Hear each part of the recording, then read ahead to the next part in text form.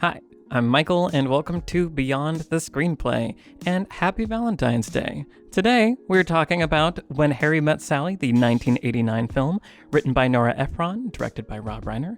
I'm joined by the Lessons from the Screenplay team, writer Trisha Arand. Hello, everyone. Writer Brian Bittner. Hello. And editor Alex Calleros. Hello.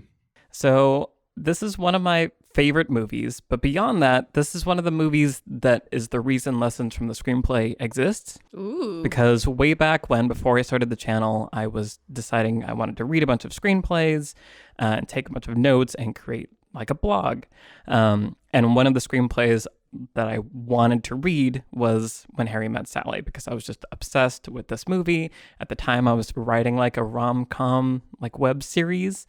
I remember that. Do you remember that? Oh, yeah. About like streamers that were in love, and it was a long distance relationship thing. Wow. Like Twitch streamers. Right. That were in love, yeah. Yeah. Anyway, and so I was just like, I've always been obsessed with this movie after I saw it the first time. And I was like, how is this movie so good? And every time I watched it, and the more I thought about it, I just kept having that thought of like, how is this so good? There's so little external conflict, like all the things that kind of drive me crazy about normal rom-coms, like it's completely absent in this. And it's just people talking the whole time. And I love it to death, start to finish.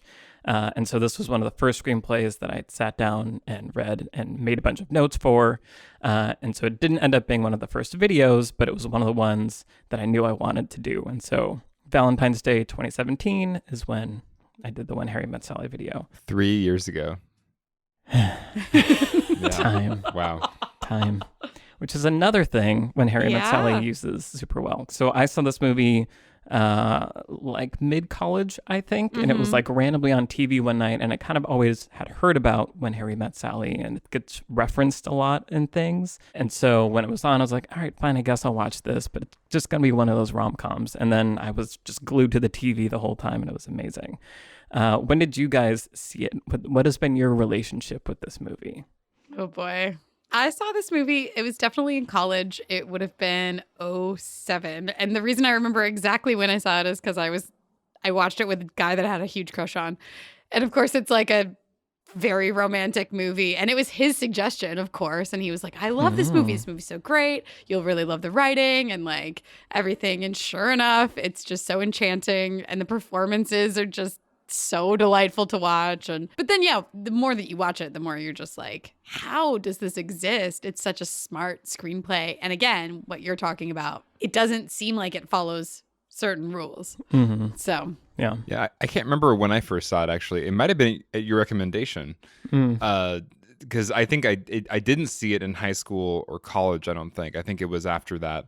But it was still in like my early 20s where I wasn't, I think, adult enough yet to really fully appreciate it the way I do now. Right. I think like now that I'm in my 30s, and that's the age they are by the end of the movie is kind of early 30s.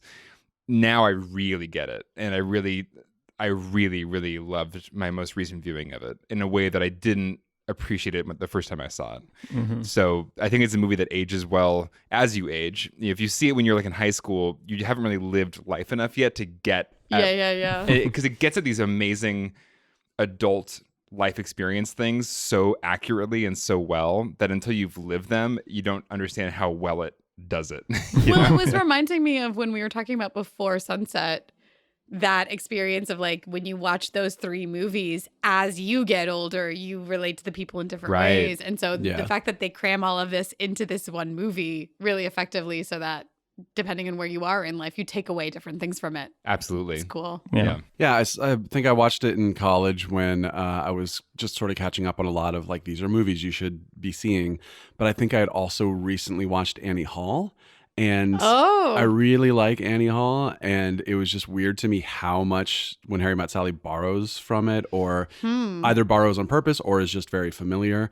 You have this very realistic dialogue, but then sometimes the movie gets a little cartoony. Annie Hall definitely more than this one. Yeah. Over time, like characters go in and out of relationships, they get married and divorced. There's like that real sense of it.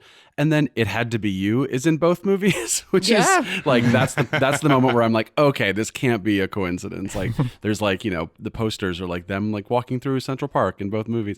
Right. So I think I just sort of felt like, oh, this just feels like a sort of like new take on Annie Hall. And now over the years that I've had time to like separate those thoughts. I still see those similarities, but I can just appreciate When Harry Met Sally for what it is. So yeah, I love the movie. It was just a weird sort of initial experience with See, it. I think a movie that borrows more from Annie Hall is 500 Days of Summer. Sure. Like, I think 500 Days of Summer is charming and fun to watch, but it's very much like it messes with the cinematic form. And I guess there's a tiny bit of that where you have these interviews in When Harry Met Sally, but mostly I think it's a straight ahead movie in a way that Annie Hall is kind of not. Right. Also, the original script of When Harry Met Sally, they actually weren't supposed to end up together. They were just going to be friends, which is, spoiler, how Annie Hall ends. Yes, so exactly. it's like, again, just, yeah. Yeah, that's interesting. But a lot I of haven't thought movies about that. borrow from Annie Hall, including many Woody sure. Allen movies. Right. Yes, exactly. Again, so you mentioned the old people interviews, and I feel like that's just one of the many things we could talk about. There are just so many clever uses of techniques, and the old people as, you know, it's just these You're cute... painting with a broad brush there. They're mature relationships. Yes. Elderly, Hey. wise. When I saw it as a people. 20-something, it was like the old people interviews. I mean, they are older. Like yeah, everybody they're like- except for the final interview are in their senior years. Yeah, Okay. I'm just saying. I would say. No. The thing that I'm bumping on actually is just that all of those couples feel really distinct to me, and which I think is a triumph of the movie. Right? You have these, I don't know, however many 5 or 6 couples it is, and while they might all be in similar stages in life, they all sort of feel like they're in very different relationships, and they feel very distinct. Yeah. And so, like, you don't want to just say you have 6 couples that are, you know, because they're in whatever decade they're in, they're the same. They're definitely not. Right. But I think my favorite one is the one that they were together and then got divorced. Uh-huh. And the wife knows all the names of all Yes. the girls. Like, there's so much in that Yeah. scene, so much subtext. It's so well done. Yeah, where she's just got her lips pursed and she's like, Roberta. Yeah. I remember her name. Yeah, it's brilliant. I mean, the only reason to mention their age is they've all been together for Right. decades, Yeah. you know, and you can't have that at 25, obviously. Yeah. Well, and I just love that they're, you know, used to kind of both like individually frame our expectations for whatever little chunk of the story we're about to go on, but also kind of more, you know, culminating in this idea of like love happens in all these crazy different ways. And it's such an elegant, cute way to do that. And it was interesting because originally, like, they actually shot interviews with people and wanted to use real people, but people aren't concise. And so Turns they out. ultimately, yeah. But then I think Comic timing isn't as brilliant. Right. Right. I'm guessing a lot of those talking over each other and saying things at the same time are actually taken I'm from sure they're that. scripted. And I think that's one thing this movie does beautifully is that sort of, it's like blurring the lines between real and scripted, including, you know, they're actually improvising things on the day, or just like something, you know, when he says pecan pie, like she starts laughing, she looks off screen, and then Rob Reiner's like, go with it, and then she just looks back and she keeps going, you That know? moment's amazing. Yeah, and they just kept it because it's just like, yeah, why wouldn't you just like look off to like see if somebody is looking at her before she says this goofy thing or whatever? And I think that that's one thing I think Rob Reiner in general as a director does really well, is just finding that realness to a scene or to a film. It is that. And then the other thing I was thinking, though, is that this movie is very much, it's not trying to present itself as this is real life. Right. Like, it's very much, Right. There's a lot this of is a movie. There's a lot of comedy that is very like almost slapstick, like when Right, there's, Carrie like, Fisher gags. runs off with the guy into the taxi. Right. Right. The Or the comic, four-way phone call. yeah, the Yeah, comic yeah, timing yeah. is amazing, and Right. it feels like old fashioned in a really lovely way, in a really smart way. Yeah.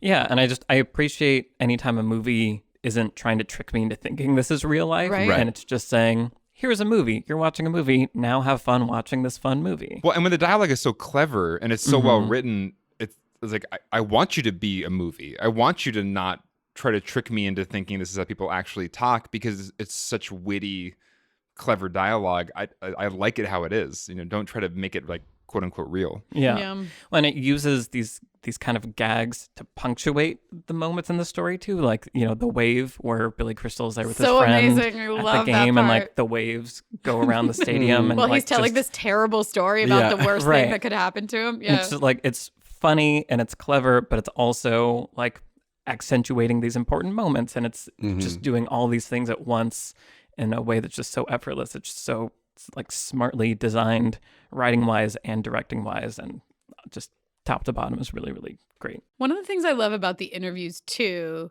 is the failure of relationships and how possible, like extremely possible, even probable failure is to relationships creates this sort of I think thing that we experience in real life where when we meet people that have been together for 40 years, we kind of go, how?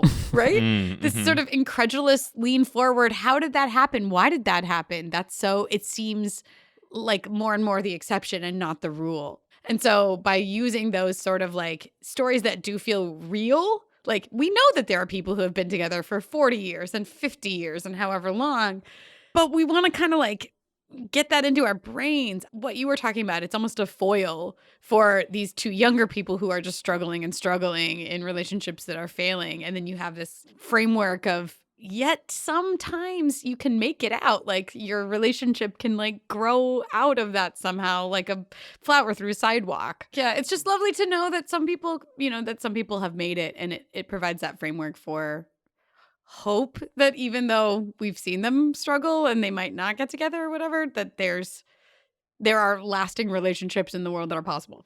Well, and the whole movie is kind of a conversation between them about, is this actually possible? And a lot of the movie, it feels like what gets in their way is a protection they're putting around themselves of like, I'm afraid of what's going to happen to me if I go all in. Right. And how much pain there could be if it doesn't go well. Yeah. And so the movie is almost all of them building up to a leap of faith at the end where it's like, screw it, we're going to go for it. And so there's interesting dialectic of those older couples who have made it, who are kind of sweet and old fashioned in a way. And then there's kind of modern cynicism that they bandy back and forth while really just being in love with each other and wanting to be together. Yeah. But there's this kind of modern cynicism keeping them apart because of the fear. But also like the one couple who was together and then wasn't together. Like there is that sense of we're happy and we're in love, but it wasn't all just sunshine and gumdrops. Well, and they're my favorite couple. That story, because I think the first two older couples, it is a little almost too fairy tale-ish. It's like, I saw her once, then we were married 2 weeks later. When we were in high school, which is like wild, that story. But I love that couple where it's like they were together, they were divorced, they met again at a funeral, and they got together again. And there's a sweetness at the end of that whole journey, So I almost wanted there to be more stories like that in the older couples, because I feel like 3 out of the 4 of them were like, we met when we were 18 and we were together forever. Yeah. Well, I mean, sort of. I think a lot of them are like, we met and then like life sent us in different directions. Right. And then somehow we ended up back together. I like the couple that was like from the same neighborhood, born in the same hospital, and they never met. That's a really cute couple. Yeah. Because that is often too like that, ships passing in the night and you don't have any idea. Right. What it also does, which I love, is how it uses time. Like I think that's what very important makes the relationship feel like believable in some ways to me, where like they are kind of like in love with each other the whole time, but like only kind of later. Like when they're younger, I feel like you definitely get the sense that neither, like they're not ready yet.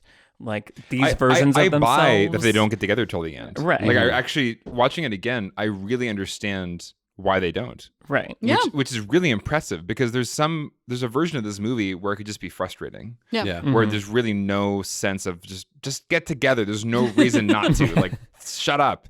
But this movie, watching it again, I was like, no, I understand what's holding you back. And why you have a friendship that is actually pretty special, and why there's a fear of losing that. Yeah. Yeah. The timeline really allows for not only for them to go and be in other relationships and see what the world is like, and and then also develop a friendship, but also for their changing ideals. Yes, exactly. I think twice in the movie a character says, "Oh yeah, you said that," and they said, "When did I say that?" No, I didn't. I know, and they believed it so hard when they said it the first time, and that happens to me all the time. I have a pretty good memory, and people are like, "You once told me this," and I'm like, "What? What an idiot!" And that's the time thing. Yeah, giving enough time for worldviews to change. It feels more true to life, in my experience anyway, of what makes for a good relationship. Like a rom-com where you're 20 and you meet another pretty 20-year-old, but then, you know, they have a job and they're moving across the country or whatever the dumb thing is. Yeah. Like that's different than there's this person we met, there was something there, but I wasn't ready. We were too young. 5 years later, things weren't right. It took us 12 years to like mature and become who we were. And this version of ourselves are the versions that can love each other and be what they need to be. Well, and that's the interesting thing about the construction of this movie. And I think you did point it out in the video, Michael, but so we see this often in rom-coms. Like our best sort of rom-coms are people who start off in completely opposing places in terms of worldview, right? Where like, so we see when we first meet Sally, she's super uptight. She has really rigid ideas about what she wants and who she wants to be and all of this stuff. And then, you know, she just likes things exactly how she likes them and doesn't understand why you would want anything else. And Harry is so laid back and doesn't care about anything really and thinks that people who do care are kind of naive. Very great, dramatic. Well, yeah, and exactly. But it's so enjoyable. Like their contrast right from the beginning in that road trip is so much fun to watch. I mean, it's actually their character dynamic is set up in literally 5 seconds. Yeah. He gets in the car, she says, "Oh, I have this whole plan, you know, we're going to do in shifts," while he like leans over the back to grab, you know, a bag of grapes, and then, you know, she's like, "You want grapes?" She says, "No, I never eat between meals." Like just in just the frame of her sort of sitting upright and him leaning over with his like ass hanging out, like it's just like, okay, here's who these characters are, moving on. And I was thinking too about the choice even earlier than that, where she leans on the horn, right? Yeah. Where he's like making out with Whatever. Amanda. Amanda Reese, right? That's what it said. Where he's making out, and then she like could just wait like a polite person would do, but her like control freakiness like has to like lean on the horn. It's such a simple choice, but it really like gets us, you know, it tells us who Sally is. And all of those, there's like 1,000 of those little gestures that really work in that road trip. The when she takes out the hairspray and sprays her hair before they go. There's so many like 80s, like wonderful so 80s good. things. Well, it's funny you mentioned the kissing, because both that kiss and the kiss in the airport in like the next section are such like, I feel like 80s, 90s movies kisses where it's like, who actually just stands upright in like business attire in a crowded airport? Kind of makes out, but in a weird way. Kind of makes out in like a sterile way for like 5 minutes straight. But like, I think that happened in movies a lot. And I think as a kid, I saw movies like this and I was like, oh, that's what kissing is. Right. It's the same way, like when you watch Casablanca, which is one of the greatest romances of all time, it's still like old movie kissing where the lips are just totally the grabbing together. of the shoulders and shoving the faces together. Yeah. Right. Like kind of like a weird, jerky, sudden kiss. Right. Yeah. Right. Like, did the characters get together, or they just did one of them lose a bet? Like, but you know, it's a classic move to start the characters on completely opposing places. Yeah.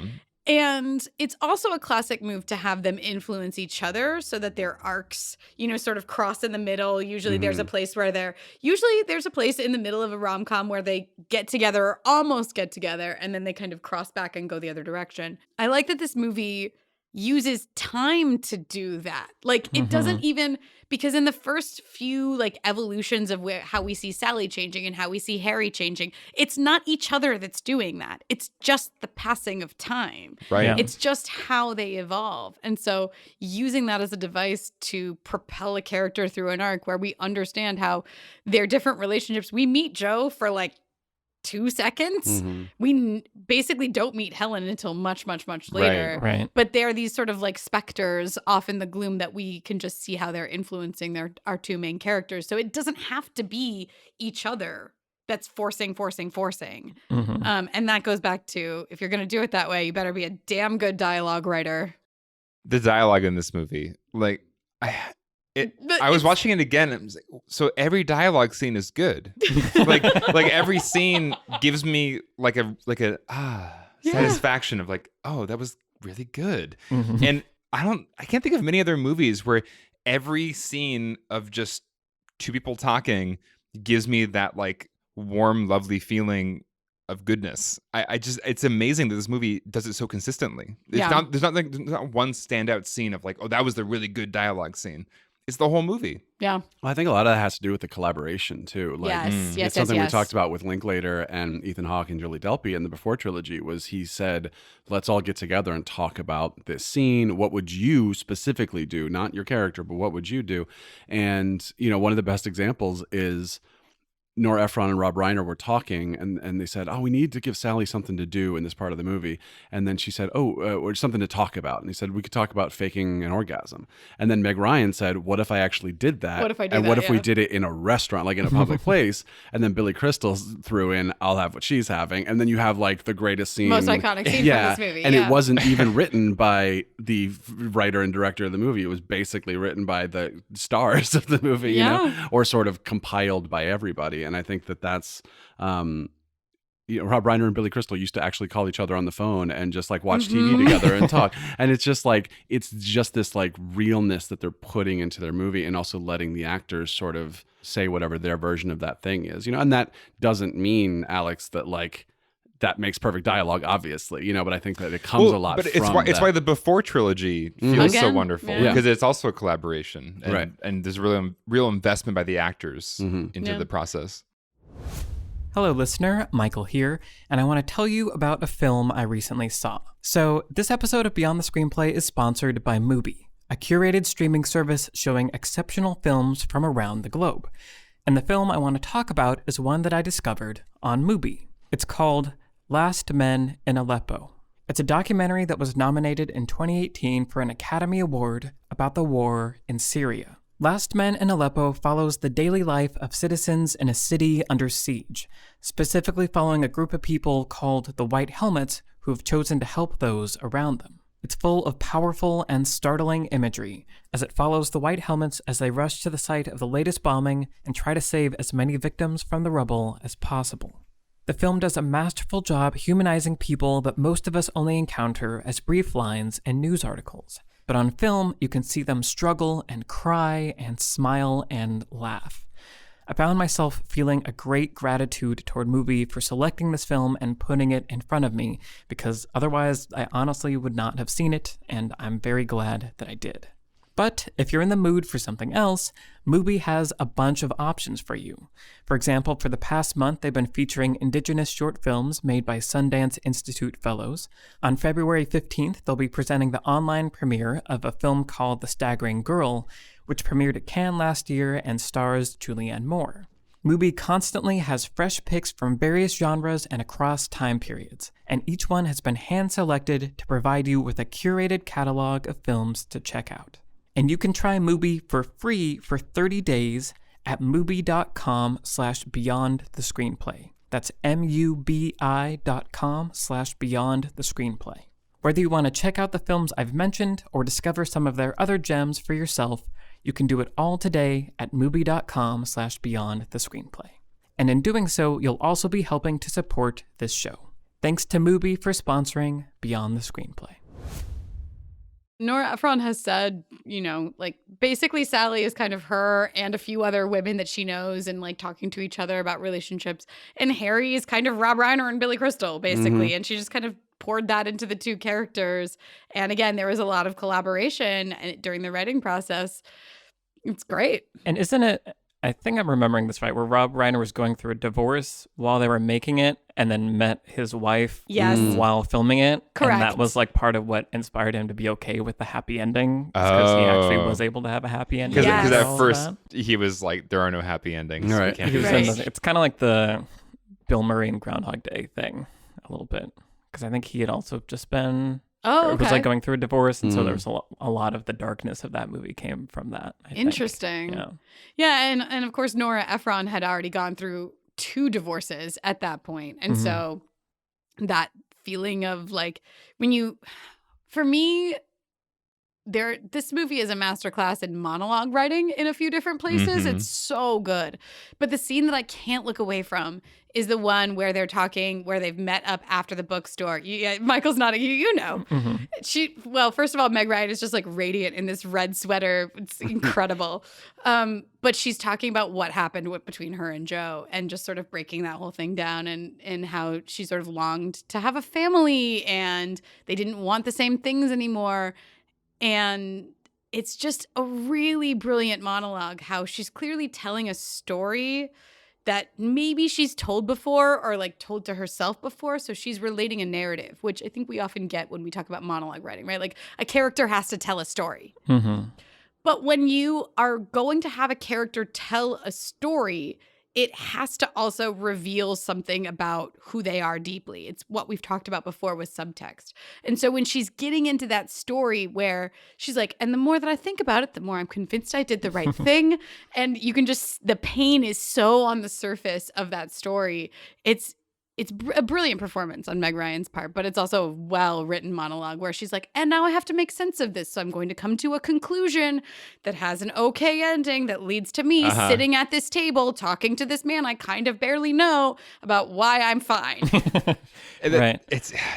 That's why the movie also resonates so hard, because it doesn't pull punches when it comes to the reality of how do we deal with these incredibly painful feelings associated with divorce and with breaking up. It doesn't paper it over with like a fun rom-com glitter. You know, it actually deals with them. And there's a lot of like depression in this movie. And a lot of the movie, Billy Crystal's pretty sad.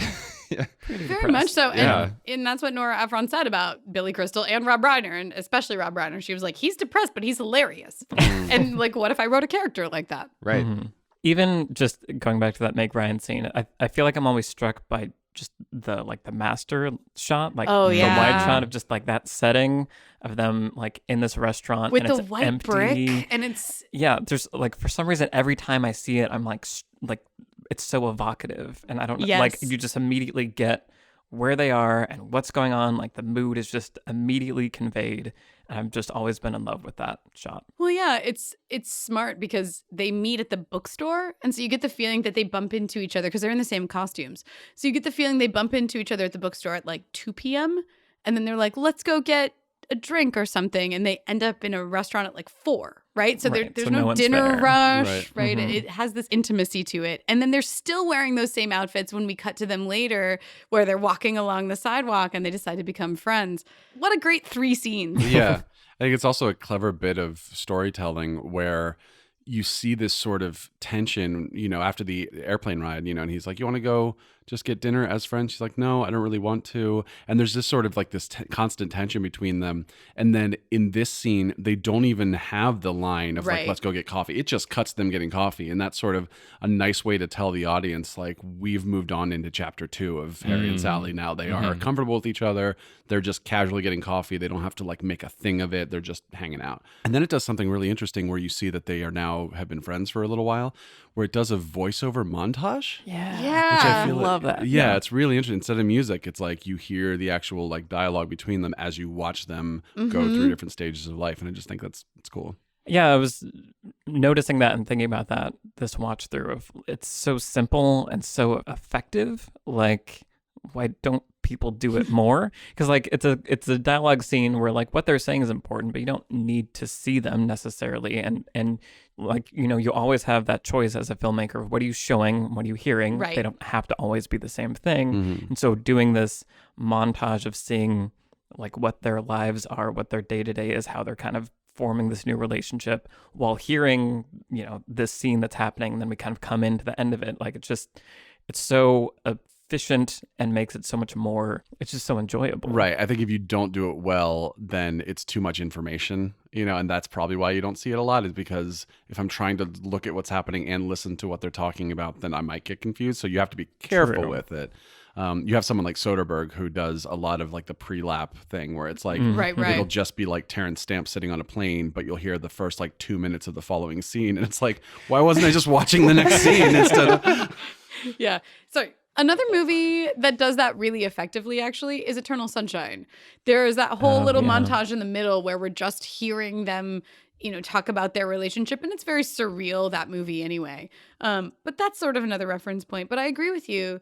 Again, because so much of their relationship, and I love this, and this is why we also, I think, respond to movies like the Before trilogy, this idea that talking to each other is how we find each other. And so instead of using music where, like, imagine that scene, you know, where she's putting the envelopes in the mailbox and he's just like, oh my God, give me those envelopes and stuff them in. We're hearing them talk during that scene. So we're hearing them connect, even though what we're looking at looks like disconnect. What we're hearing is conversation of them like finding each other and relating to each other. And so this movie really relies, again, there are no outside circumstances that are forcing them to change. It's just this act of being in conversation with somebody who's different. I love the kind of conversations this movie presents to us because, like the Before trilogy, it's often about philosophies of life and how do you deal with this seemingly intractable life problem about relationships or about friendship or what have you. And those are the conversations that do bring me closer to people, you know, whether it's my friends or loved ones. Like when it gets real, when you get to those kind of philosophical questions about how do we live, that's where you really connect. And I wish I saw more movies that presented that, you know, because those are the most meaningful conversations in my life. And it seems like in film, usually conversations are used more for just dramatic story progression. And this movie allows the conversations to just be about the kind of philosophy. And it's just so refreshing to get to savor that for a while. And it's philosophy in service of revealing character. Of course. But Right. it's I wish I had more of it in cinema. Because I feel like the story is the characters, is them trying to Exactly. figure out that philosophy. And that's why it's such a rare. And it's presented up front, which is thing. so brilliant too. Like their Men and first women can't be friends. their first conversation in the car, basically. Yeah. And it's the whole movie is grappling with that idea. And it's also a very real conundrum. It's not like it's a movie idea. It's like it's an actual thing that people are dealing with in real life. Yeah. Yeah, I feel like I think Before Sunset also kind of does this, where it asks questions that I'm like, oh, that is an interesting question. Like, what do I think about this? And so like I'm thinking about it while I'm listening to them think about it and talk about it. And so it makes the audience engage also because you're listening to this debate happen that you're invested in, but you're also being told the story, and it just pulls you in. And it's a good debate. Like they both have really strong perspectives. I love the way Harry lays things out. You know, he's so methodical. Such an ass. Yeah. but he's also like often speaking truth, you know, like the way he lays things out is so enjoyable because he's thought of the worst case scenario for everything and he lays it out so meticulously. It's actually a real pleasure to listen to. Returning to the diner scene, I think that's why that scene, I mean, partly because it's sort of an incendiary topic of conversation, but also I think it resonates because like we see Sally win. Yeah. You know what I mean? Oh my God. Which yes. like almost always, because Harry is so willing to be a jerk, he almost always wins, right? Sally's nice by comparison. Like even when she's sort of sparring back, she's not as willing to like fight dirty as Harry is. She also hasn't thought this through the way he has, so she's not like exactly. equipped. Yeah. Right, but there are a couple scenes where we see Sally really fight back and level, and one is in the diner scene where she's like, "Oh, okay, yo, you think you have it figured out? Let me just enlighten you about that real quick." Mic drop. It's so good. It's so good. Like watching it again, it's such a classic scene. I have a kind of a stereotype of it in my mind. Yeah. But how much she commits to Oh, that it's performance amazing. is incredible. It's not because she writes this line. It could just be like a goofy, cartoonish version of itself, but she really commits to like various stages of the performance. it's Like so she does the good. whole thing. It's so great. And it's also one of those sort of keep going jokes where Yes. you kind of stop laughing and then you start laughing Yeah, yeah. and he's like, Yes. oh, we're still here. I love the moment where he realizes what she's doing because Yeah. at first he's like, "Oh, what? Are you okay? What's Right. going on?" And he's like, "Ah." He's like, "I guess I'll be sitting here during all of this then until it's over." And then first time the first cut to the woman who says, I'll have what she's having, she's just sort of amazing. like, the look on her face is so perfect. Estelle Reiner. Right, Rob Reiner's yeah, mother. Yeah. God bless. You could see that scene in a modern day rom-com, but it would just be, oh, it's funny because like It'd be sex annoying. noises. It'd be Right. annoying. Right. But this is like you're saying, Trish, there's character things happening. Like the story is progressing, and it's also this goofy, crazy, embarrassing, hilarious moment. Well, and I actually think it goes back now that you mentioned that moment, which I also really love, where he's having her talk weird in the museum, Brian, where she looks off screen and you can see she's kind of embarrassed that they're talking weird. And then so to have her like put herself out there and it's Right. like, people are staring, I don't care, Yeah. is another like, you love to see her win. But then the other moment where she really wins is when he's being a jerk to everybody. The wagon And wheels. The Oh, wagon yeah. wheel coffee table scene. Outside the apartment. Outside, yeah. Where she really lays into him about like, you're taking this out on me because you're mad about this thing. That's not fair. And also like, you and I don't think the same thing about sex, and stop acting like your way is right. Right. It's really awesome to see her, and to be, this movie is rated R, but it's not that profane or like that raunchy, all things considered. But it uses its R rating really wisely. It's not gratuitous. Right. It's not like Logan, where you have to like cut everyone up and flash people and stuff. Right, but then to hear Sally drop an F-bomb is powerful. Right. When I love in that scene also that doesn't spawn 20 minutes of, well, now they're not talking and all this stuff. Like, at the end, he says a very genuine, I'm sorry. Like, I appreciate that. And I feel like it's in the performance that it works really. But I think it's nice to see him admit that, like, Sally is right. I feel like that moment is a big moment for them as a couple. Yeah. I love his switch too, where you aren't sure what he's going to say, where she just kind of goes off. And then he's like, are you done? And she's like, I think so. And he's like, okay, I'm really sorry. Yeah. I love that moment. The switch is beautiful. Also, her performance during her like freak out when she finds out Joe's getting married. Oh my God. Because I think that like not that I ever thought Meg Ryan wasn't a good actor or anything, but I just always thought like, oh, she's just one of those people who's there for the performance, and then one of those people. I don't, like I know what you mean. Yeah. It's like we think sometimes of like she's not Laurence Olivier. Right. And I think we sometimes think of like rom-com performances, and she's associated with the rom-com, Exactly, yeah. and we think of them as like lesser than the Oscar, which is BS for the record. Of course. Yeah. As this movie proves. Especially when you have like Billy Crystal is like doing Billy Crystal stand up the whole movie. So it's like that's a more like, I'm not saying it's a better performance, I'm saying it's a more memorable, like, oh, I remember the things that he did. But then watching her first of all go from like where she is at the beginning of the movie to like how she sort of like lets herself open up a lot and everything, but then to have her in a moment where she is freaking out and she is like so emotional but also charming, and like there's just so much going on her face, like it's really cool. Well, I really find her performance in the kind of third act of the movie to be really powerful and touching. The idea that she presents to Billy Crystal by the end of the movie, which is like, I'm not your consolation prize. Yes. Yeah. That hits so hard. And the way she is with him in that final third of the movie, you feel so much pain under the surface of that idea of he doesn't want to commit. He doesn't want to actually go all in. She's his backup in a lot of ways. And how painful that feels, to be that person in that relationship. Yeah. It is it doesn't feel on the nose, but it's a smart echo of what happens with her and Joe, right? Where she's like, I just kept saying to myself, he doesn't want to get married, but the truth is he doesn't want to marry me. Right. And so she gets into that same place with Harry when like after they sleep together, he like leaves and she's like, oh, he doesn't want to be with me, right? I'm not special. Right. That feeling of like, I should be special. I'm the best friend. Like if he slept with me, it should be special. And then it feels like it isn't. I agree with you. That scene where he's kind of trying to apologize at the wedding and she's like, get out of my face. This isn't how any of it works. I was totally like, I think when I saw it in my early 20s, I wasn't as identified with any of the characters, but I was like super with her this time. Yeah. It's like, yeah. This, like, you're a jerk, Harry. Yeah, she's right. But I also appreciate that his experience of it, like I find it believable that he doesn't realize what he's doing is being a jerk. That like in his head, he thinks he's preserving this thing that is nice. Right. And it takes that wake up call from her to make him realize, oh, that is what I'm doing. Like I am being a jerk. And which is kind of interesting because I was watching it last night and trying to be like, who is like the protagonist? Who like, what is all that stuff?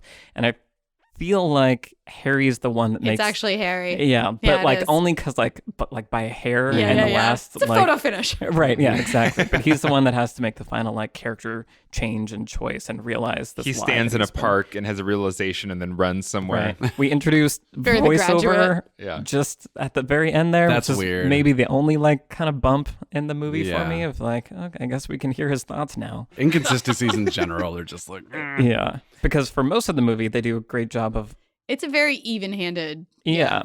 Well, so there's just constant comparison happening, which like we need to talk about the supporting characters and Carrie Fisher. Yes! Carrie Fisher is so amazing. When she pulls out the Rolodex, it made me so happy. It's the best moment. That whole bit and how she folds the corner down is so perfect. Brilliant. Married. And her performance when she and Jess like kind of realize they have a thing together. She's like, I've never said that. Isn't it crazy? Like she's very real in her interacting. And I remember seeing it for the first time and never having seen Carrie Fisher as not Princess Leia. Right. And that being, she's actually hard to place if you're not like, right. If you're young and you're not ready for it. Yeah. Right. And so there's definitely that moment of like, wait a minute, is that Princess Leia? Like, oh, Carrie, right. She was an actress. She was probably in other things. And then like having it be this delightful, amazing performance was just like icing on the cake of And she and Bruno Kirby, who is the actor who plays Jess. yeah. Just what chemistry. They're so delightful together. But so lovable. It's exactly what you were talking about in the video, though, Michael, is that, this movie doesn't have a quote unquote subplot, right? Something like contrived that's happening in their careers that makes them change. Or You've got whatever. mail, like, I'm going to buy your bookstore. Right. Which I like, You've Got Mail, but It's cute. It's not different. When Harry Met Sally level. Yeah. But there is that the arc between people like Jess and Marie, I guess is Carrie Fisher's name, Jess and Marie, how willing they are to put themselves out there quickly, jump on a good thing, get with it. Like, so when Harry and Sally go through this entire huge arc where they're not together for 12 years, and Jess and Marie immediately like stick together, stay together. It's really, that contrast is really important. It is a subplot. It doesn't feel like a contrived subplot because we know these characters and we meet them. This is actually important. I think we meet them apart from each other. Yes. So we meet Jess in that scene where they're doing the wave, and we meet Marie in that amazing scene with the Rolodex. And so we see how, and that's actually, they don't meet probably until the midpoint, I would say. I didn't like look at the time code or anything when they actually meet for the first time. It's a really important contrast where we start to see how like, not everyone is this hung up. You guys actually could figure it out. Obviously, the big difference is that Jess and Marie just sort of like they just meet each other, but they also like each other right away. Like with Harry and Sally, you have this sort of, well, this was my first impression of you and my second impression of you. So like, even if we're like friends now, that's still what was it's still in my brain. It's hard for you. It's hard to like separate your first impression of something sometimes, so I think that there's obviously a difference, but yes, the theme is, look at these people who found each other and are together, you two idiots. Right. like literally left on the sidewalk. Right. Yeah. And so this is kind of a question that I'm curious about, because every time I watch it I have different thoughts, but like, when do Harry and Sally realize they love each other? Oh, okay. I want to talk. This was like literally the last thing I wanted to talk about. He was jumping on that question. Well, because Trisha, first of all, I have my notes and it's the last thing I haven't said yet. But Trisha, you were talking about the structure of romantic comedies. And most people, you say, what's a romantic comedy about? And they say, oh, it's about two people who get together at the end. And like you were saying, it's usually not. It's usually they get together at the midpoint, and then the rest of the movie is them sort of like sorting it out, right, pulling away usually. Right. And the last two romantic comedies I watched other than this were both from 2019, and I won't say what they are just because slight spoiler, but in both of them, like, the couple gets together in the middle of the movie and they both want to be together. I have a guess at what they are. Okay. And one because of more internal conflict and one because of more external conflicts, then they are separated for the second half of the movie and obviously then the climax. And what I love about When Harry Met Sally is it's the quietest midpoint maybe of any movie ever, and this is the moment where they both realize it, and I will fight any of you if you say it's not, which is them dancing at New Year's. Of course. Oh yeah, of course. I mean, it's obvious, but like when you think about, we're not going to fight you, right? It's so clear. But no one's fighting here. Well, continue. And then we'll Michael talk. might fight you. I'm not going to fight you, but continue. But here's I think structurally is why it's so interesting, is because first of all, it's this moment where it's such a beautifully directed and played moment by everybody involved, where you're like, well, the movie's over now. Like, clearly they realize, and like, it's just this, like, you can't pull away from them and everything looks fine. But it's not just that then, of course, nothing happens and complications arise, but it is, if you look at the movie structurally, the first half of the movie is leading up to this point of them both having this realization. And then the second half of the movie is all the complications that arise of that, and that's like exactly what a midpoint should do, and it is the quietest moment in the movie, and I think that's really cool. Right, because after that is, I think right after that is then the dinner scene where they're trying to set each other up with their best friends. Yes. And so it's like, It's almost like we're they're, going to take they're actions aggressively taking action. right, Yeah. to prove that we're To not avoid, together. yeah, exactly. Yeah, no, yeah, I completely agree. It's such an amazing. But what was your thought, Michael? Well, so the only thought that complicates this is on one of the viewings that I had done, when in the paprikash scene, when they're whatever he's There saying. is too much pepper on my paprikash, Paprikash, but I yes. would be proud to partake of your pecan pie. Bye. Pecan. In that scene, he says, Weirdest sounds that have been made on this podcast yet. but You forget Brian's Gungan impression. Oh, that's true. Never mind. We did the Star Wars episodes. That's true. in that scene, he's saying, "Do you want to go see a movie later?" And she's Oh, like, "Oh, yeah. I can't." And he's like, "What, do you have a hot date?" And she's like, "Oh, well, yeah, like I was afraid to tell you. I wasn't sure because of how much time we were spending." And he's like, "Oh, no, I think that's great that you have a date." And there's this tiny moment that she Yeah. has where it's like, I don't know that it's her realizing everything, obviously, but I feel like she's clocking that she's kind of disappointed that he isn't more upset about it, is how I read it anyway. Sure, but I feel I like think it's sowing the beginning of the seeds. Oh, maybe. definitely. I don't disagree with that. And I think that that is a frustrating thing that you find. It's not frustrating in this movie. It's a frustrating thing you find on usually sitcoms and like sort of like average romantic comedies where it's, oh, did you mean like as a date? Well, no, I didn't mean that. Oh, okay, good. And they both like want to be together, but they just, because they're too proud to just say like, yeah, I wanted to. Right. Yeah. And I've definitely had that where I've like, texted someone and they're like, I'm like, hey, I just take you out. And they're like, oh, well, did you mean like as a date? Because like, I'm not sure. And I'm like, yeah, that's what I meant. Like, if you don't want to, that's cool. But that is 100% what I meant. Yeah. I feel like most of the time in real life, if two people like each other, I don't know, I'm looking at Michael, but he's making a face at me. I mean, You've known me a long time. In my experience, if two people like really like each other, it just becomes clear pretty quickly. But the history, but I'm also gay and deal with men, so I don't know. Maybe there's a difference.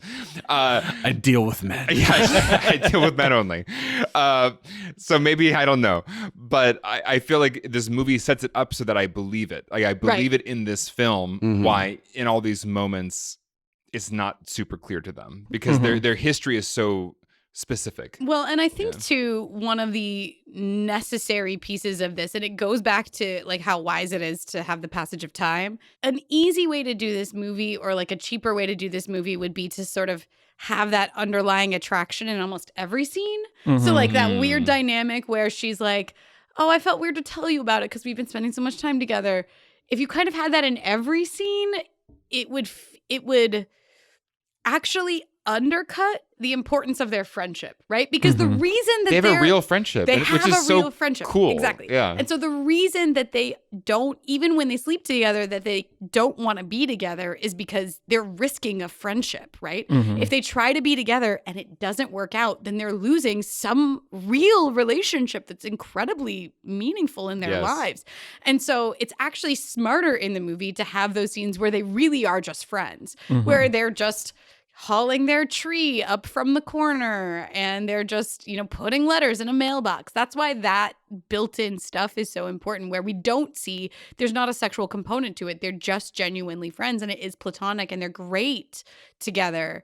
We understand that that's the potential cost of pursuing this. And so their fear makes sense. Their fear feels earned. Absolutely. Yeah, like those are the stakes. And I think that's also why the film is so moving, is because I think, in my experience, like, again, good relationships, like, you have to be friends with your partner. And I feel like a lot of rom-coms just kind of skip that. And it's like, boy meets girl. Well, and it's then, the like, happily ever after kind of, I don't know, thing where as a kid you see so many movies of just like, I just met you.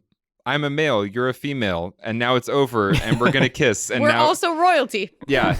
And it's just, there's a total, I don't know, there's something really strange about that where there's nothing besides like the basic biological necessities are in place and nothing else. There's no friendship. There's no connection. There's just, I'm the guy, you're the girl in this movie, and that's it. And that goes back to timeline again. Yeah. Like if you're only going to spend 2 days with these characters, then it's impossible for them to form a meaningful relationship, Yes. especially in modern life, for us modern viewers to feel connected to. Yes. So Yeah. if you really want us to invest in a relationship in this day and age in 2020, you better have some weight inherently built into it. People who know each other at least a little bit. Like, it's fun to watch hot people like each other and get it on, but that's not a rom-com. We want Right. something that's a little bit more lasting and weighty in terms of like, what is it like to meet a person who will actually change your life? We have to see some of that life, some of that distance. Yeah, Right. agreed. And I think, again, why I like that moment with Sally kind of realizing that she's disappointed that he isn't more upset is I think that feels very honest and true to life. Absolutely. Also a way of realizing, because like humans are bad at knowing what they want a lot of the times. Aren't we? And so that feels like it's only such when a- you're disappointed that you Right. realize what you wanted. Right. Yeah. It's like, wait a minute, why am I disappointed by this? I feel like there's some experience with that. So, Absolutely. yeah. That's why this movie gets better with age, because we have more life experiences and we realize all these subtle little things. There is just, again, wanting to harken back to the dialogue really quickly. There's a reason why so many of the lines in this movie are so iconic now. And it's not just because of the way they're delivered, although it is. It's because there is something really salient and well observed about them. And so, yeah, just wanted to go back to that choice of like writing something that you've actually like lived, but then being able to sum up that sort of lesson in like a really quick, like almost like a one-liner or a couple of lines. And so that, like, Harry's bluntness towards that is iconic, as is Sally's sort of like, whoa, you can't just say that thing. I don't know. I love the dynamic between the two of them, and I just think that Nora Ephron is a genius and really, really, she was nominated for an Oscar for this. Mhm. So, Well, and you can just well-deserved. you can tell it comes from experience. Exactly. You know, movies that like this that are just really about modern life, they don't ring true as much as this one does if it doesn't come from direct experience. Right. And it's just beautiful to see it. Yeah, and it goes back to a thing we've talked about before, which is if you're going to write a thing where you want someone to have a catharsis, you probably should have a catharsis. Like, Right. if you want to be honest, then talk about whatever you're wrestling with. And clearly that was going on with all of the people who were involved in making this. You're right. I know you're right. Hey listeners, Brian here. I just wanted to take a quick moment to thank you for listening to Beyond the Screenplay. If you're enjoying the podcast, we would love for you to leave a review on Apple Podcasts. And if you'd like to help us make more episodes, you can become a patron on Patreon. Patrons get access to exclusive episodes and Q&As like what we really thought about Once Upon a Time in Hollywood. Thanks for listening, and now back to the episode. Why don't we go around and say what lessons we're going to take away from When Harry Met Sally? Brian, would you like to start us off? Sure. We actually were just touching on it with the characters and their friendship and them liking each other. Something I thought while rewatching the movie was that I like just seeing characters enjoy each other's company, and there's not always conflict there. Mm-hmm. And then I rewatched your video, Michael, which I hadn't seen in quite a while, and you quote Nora Ephron talking about there not being external conflict, these big, like, oh, the company's moving and they have to blah, blah, blah. And I thought, how interesting that my takeaway was that there's not as much internal conflict. And obviously this movie is full of conflict. It's full of characters arguing. But I think what you talked about of jumping ahead where they're not really friends, they're just in a relationship together and we don't really know why, is what this movie doesn't do. It has them fighting a lot at the beginning. Like, first act is fighting, second act is they just enjoy being around each other, and they might argue about a philosophical friendly point, arguing. right? But for the most part, there are just scenes where they're just hanging out and they're just having fun together. And then even the scene outside the apartment where they fight and then they hug at the end, say, I'm sorry, you know, and that's so true to life too. How many friends I was once in an argument, having a very long argument with a friend of mine, and we were in our Halloween costumes. It was Halloween. And we were in a parking garage, and we had like argued from like Santa Monica Boulevard through like on a cab to like getting out of the cab. And he just stops at one point and he goes, hey, can I just say how ridiculous we look right now? This is hilarious. And I like that we were both sort of so conscious to say, like, we'll be fine tomorrow. Like, so we can stop and say, like, let's appreciate this moment, but also we're arguing. And I love that. So I think it's something movies don't maybe do enough because you always are conflict. So it's like, just show me why these characters like each other and why they want to spend time together. And also, I think there's the tendency, just because of how short movies are, to interpret conflict as a threat to a relationship. But that's not true to life, right? So like in movie world, if two characters are fighting that were together, oh no, they're going to break up, right? It's like if somebody in a movie coughs, they're for sure going to die. It's that kind of thing. Exactly. And so like we have this like film language signal where it's like these two people love each other, but they're fighting. I guess their relationship's over.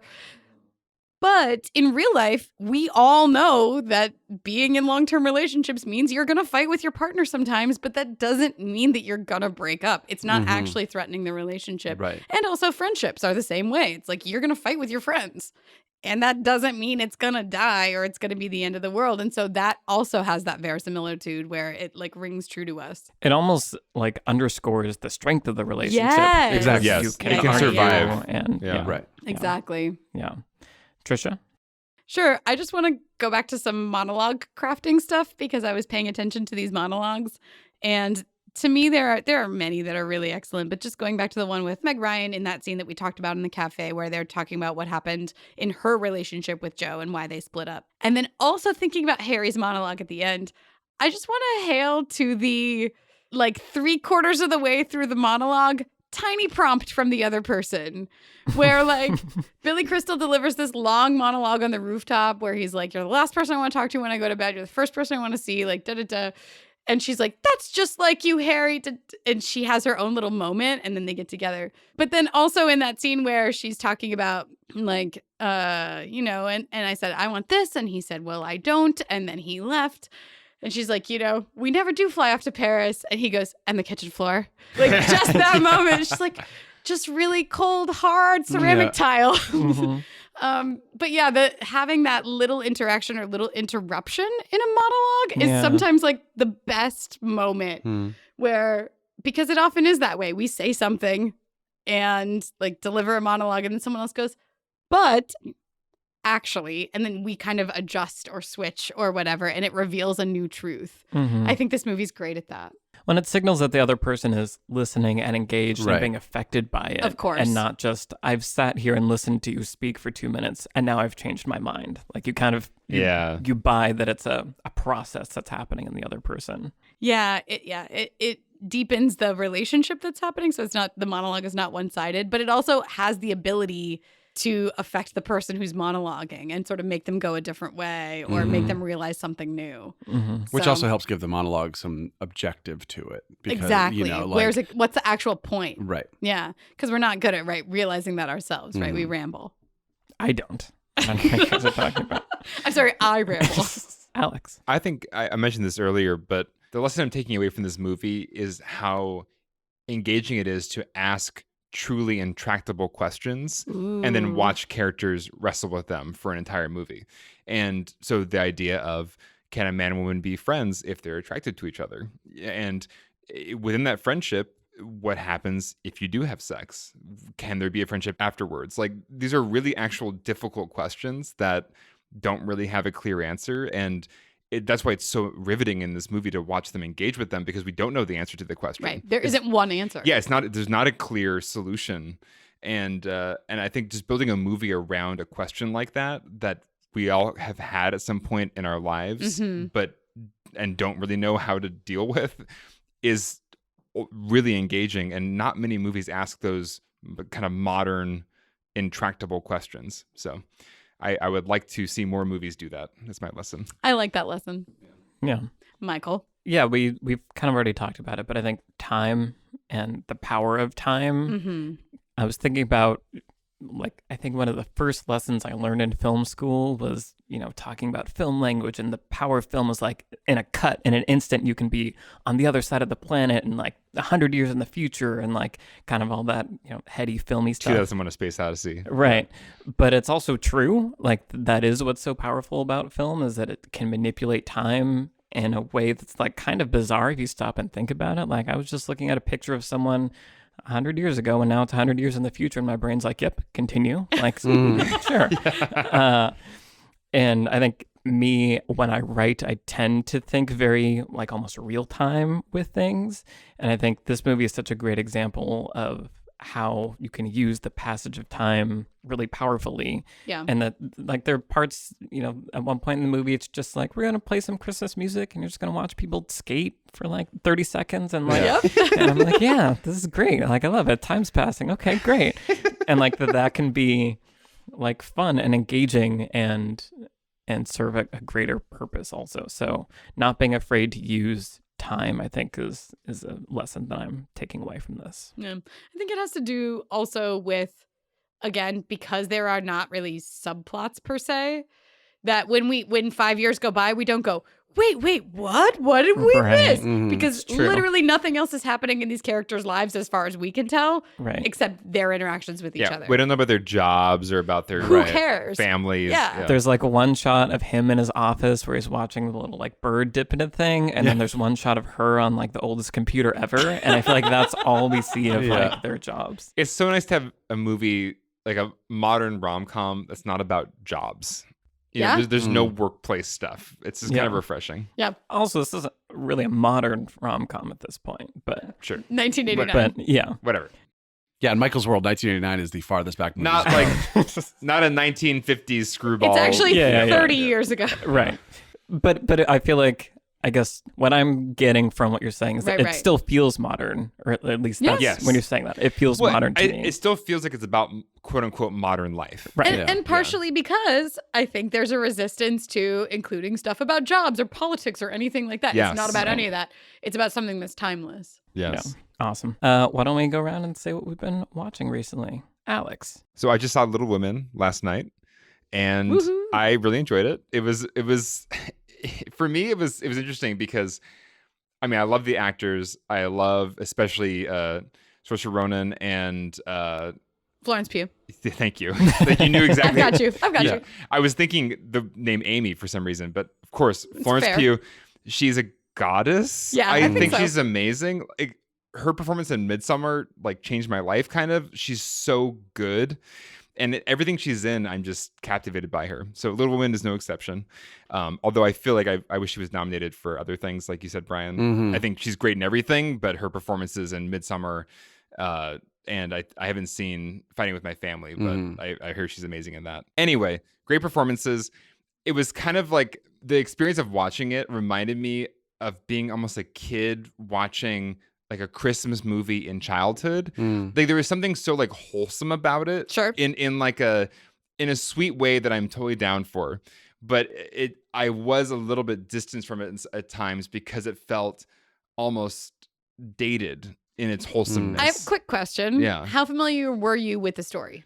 0. Okay. So I have talked to a number of men, mostly men. I'm sure there are women out there who are also not familiar with the story, but most of the women I talked to were. And I also really was familiar with the story. And I think there's this cheat code almost where if you're familiar with something, so like, I don't know, just imagine like a story you guys are really familiar with. And I have no idea what that would be from like the 1800s. Like imagine like a literary story that like everyone knows everything about, right? And then imagine it's been adapted 6 times into Christmas movies, Carol. right? Sure, A Christmas Carol, great. Sure. So like we all know who Ebenezer Scrooge is, and we all know who all of that is. Right. So like imagine coming into the modern Little Women with that sort of weight into the characters and with that sort of emotionality and like familiarity with the story. That was how I felt about it anyway. And so what was it like for you watching it? Really interesting because again, when you're dealing with an oft revisited or adapt property, you also have sort of this tension of like, is it going to check all of the boxes of things that I love about this? Or is it going to be different in a way that I find unpleasant or whatever? And so there are things that Greta Gerwig does in this adaptation that I really, really appreciate. There's a big meta aspect to the movie. So, absolutely, yeah. Which she highlights and a lot of the other adaptations have not. So like the 94 version, which I love a lot, has none of that in it, basically, where like it's about Louisa May Alcott. It's about her relationship with her mom and her real sisters and her publisher and how hard she fought to get this book published. And all of that stuff is built into Greta Gerwig's version in a way that it's not into like some of the older adaptations. And I love that aspect. I love that aspect too. But then some of the other stuff about it is this I don't know. She's highlighting different parts that we haven't seen before. And in some ways, you're kind of layering your experience on top of all of the other ones you've already had. So not in like a negative comparative way, but it's sort of like another note joining a chorus that's sort of like all singing the same song. And so I'm, curious always to hear the responses of people who are new to it. But well, my favorite aspects of it were I loved the Paris scenes with Laurie and Amy. Sure. I loved those performances. I was really engaged with that storyline. And I think the way it paid off at the end of the movie was really satisfying. So I get the Little Women thing from watching this adaptation of it. But there were some parts where it was a little bit Hallmarky, and it was a little bit, it felt almost dated in a sweet way, where I was like wrapped in a warm blanket sipping hot cocoa. That's how I felt watching it. It's not a bad thing. Yeah, I felt that way too, and I loved it. Yeah. Well, so what I'm watching kind of ties into what you were just talking about, Trisha. So I've been watching The Witcher, the series on Netflix. Oh, it actually would be kind of similar, I would imagine. Slowly, I'm only halfway through, but it's this really interesting experience because when it came out, I saw on Twitter, I was like making memes about how bad it was. And Alex, you were telling me about your experience watching it and how it wasn't living up to expectations, maybe. And so I sat down to watch it, just completely curious and open to what it would be and kind of expecting it to be terrible. And I've been like super into it. Oh. But I don't know that means it's good. Right. Because I've played the games and I am already invested in these characters. And this kind of this weird experiment is I think what's kind of been interesting about watching it is it feels like a really expensive, like pretty version of like, I'm going to tell you some backstory. Like, so it's been really enjoyable to watch for me as someone that's already played the game and is really invested in these characters. But I also can see how if you weren't that, then it would be really boring and weird and bonkers and you wouldn't understand the world at all. I wanted to get into it and I was intrigued by the world, but the world was so bonkers and the rules were so unclear and the boundaries of the world were so all over the place. I was very lost in the first 2 episodes. See, it's that weird thing where like I was watching it being like, wow, they really captured this world in a really like impressive way. Cool. And it's also been interesting seeing, characters, like actors have to play these characters that don't necessarily look like the video game model versions of themselves and like wrestling with, am I okay that this person looks that way and like doesn't have this person's voice? Is that person's voice too similar to the video game? So it's just been this really fascinating experience that overall I'm really enjoying. I feel like it's the first thing like this that we've had, and so I'm enjoying mining it for all these little pieces of potentially useful things for future adaptations. Yeah, how do you adapt a video game? It's a big challenge. Well, you choose a video game that's based on a book series. That helps. Yeah. Like The Witcher has books to like actually go off of. Yeah. Right. So what am I watching is something I have not seen yet. What? Proud? So both... What just happened? If you're wondering, that's the Inception blah. Yeah. All right. Why do they need to wonder? I thought that was completely clear. So Michael and Trisha have both already done Sean Eastrich's Missing Frames podcast. Yes. Mm-hmm. And where you talk about a movie you haven't seen, watch the movie, and then talk about it again. For me, it was The Exorcist. Yeah, and for Trisha, it was... I did Steven Spielberg's AI. Okay. And I was listening to those going, well, what would my movie be? Oh, I know. It would be the biggest pop culture blind spot I have, which is that I've never seen Titanic. Ooh. It's pretty incredible that you haven't seen Titanic. I know. And I'm going to talk about it on the podcast why I haven't seen it, mostly because I was a goth 15-year-old when it came out. So like, why would I? But why I haven't seen it since is a weird question. But I have tickets to see it in a movie palace in downtown Los Angeles. So I'm pretty excited for that to be my first experience. I haven't seen it. I assume it's like a 90-minute romantic comedy about some kids who meet on a boat and end up together and everything's good. Yeah. So we're recording this podcast before any of this has happened, but the plan is that this podcast and that podcast will both be out on Valentine's Day. So check it out, Missing Frames, to hear my thoughts on Titanic. Link will be in the show notes. Nice. Alex and I went and saw Titanic in 3D when it came out in 3D. And it was one of the best 3D experiences I've ever had. James Cameron, man. It's a really good movie. It's a great movie. We should cover it on the channel. I definitely didn't see it when it first came out. And then I saw it on the 10-year anniversary. And I went to a big, old, beautiful movie theater to see it also. Wow. So definitely. You didn't see it when it came out? No, because of boobs? Yeah. Because of boobies? And Christian family. Did they know there were boobs beforehand? Oh, everone knew. I did not know. I was sitting next to my grandmother. Well, it's in the title of the movie. The worst is the weird, sweaty car sex next to your parents. Well, yeah. Third Brian time hasn't seen Alex it. has mentioned that on the podcast. It's the worst. It was the worst. It scarred me. Trisha. All right. What am I watching? I decided I needed to go back in time a little bit and watch the prequel to When Harry Met Sally. In a way, I decided to watch Heartburn, which is a Nora Ephron written movie from 1986 starring Meryl Streep, our queen, and Jack Nicholson, based on Nora Ephron's novel about her own divorce. So it is really interesting. I watched it today. It's directed by Mike Nichols, and Meryl Streep is amazing in every minute of it. Jack Nicholson's great. It's also got Jeff Daniels and Stockard Channing, Catherine O'Hara, Kevin Spacey in a totally insane, weird, like one scene role, and Joanna Gleason, who I really love. But it's very autobiographical. I've read Heartburn, Nora Ephron's book about her second divorce. So she was pregnant with her second child, with her second husband, and found out that he was having an affair. And it was basically just like, what in the world do I do with any of this now? And Meryl Streep plays that character. It's really emotional, moving. Meryl Streep is a gorgeous mess during most of this movie. It's just really lovely to watch. I mean, it has an inherent darkness, of course, that When Harry Met Sally kind of doesn't have. And it's not such a straight ahead comedy. It doesn't have some of the slapstick elements that we were talking about with Billy Crystal and some of the like physical comedy and things like that. And you can see like Meryl Streep bringing a little like Kramer versus Kramer to it, where she's got a kid that she's worried about and she's pregnant as well during most of the movie.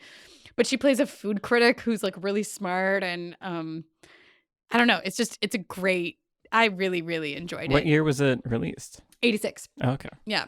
So, and it's on your Canopy. So if Canopy with a K, it's your public library app. You can watch it on your Canopy. But it's also, I think it's actually also on Prime. But yeah, it was a really fun watch. And I felt like even though I've read that book and I've seen basically all of Nora Ephron's movies, it was kind of a blind spot for me. And it feels like you know her that much better. And it gives some context even for When Harry Met Sally. So it's great. Awesome. Cool. Well, this has been our conversation about When Harry Met Sally. Thank you, everyone, for listening. Thank you especially to the patrons for supporting this podcast and making it possible. And we will see you all in the next episode. Bye-bye. Bye, everybody. Bye.